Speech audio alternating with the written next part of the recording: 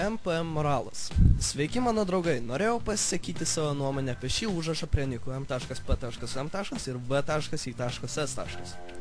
Vyrai, kurie užsirašo MPM, nori pavaidinti pasikėlusius ir nevertinančius moteris, taigi jų pasikėlimas leidžia jiems įsivaizduoti esą labai krūti bachūrai.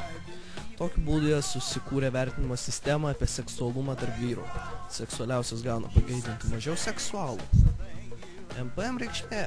Mano penis mažas. Nu čia pydarių reikalas. Kodėl jam tai seksualu? VIS moralas. Moteris užsideda šį užrašą norėdamas išvengti ilgo gyvenimo, nes dažniausiai jos arba sėdi invalido vežimėlį ir dročina visą dieną, arba jos tiesiog urodinas. VS reikšmė. Von jochiai suchai.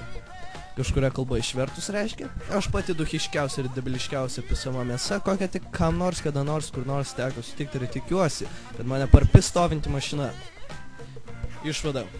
Tokių žmonių reikia vengti ir geriausiai gesinti. Moteris reikia vertinti kaip ir vyrus. Taigi, dar šis tas. Kartais jūs galite pamatyti arba išgirsti gandus apie MPM, kad jo reikšmė iš tikrųjų yra mergos pisama mėsa. Tai yra visiška nesąmonė ir prašau ignoruoti tai. Geros dienos. Čiuvai.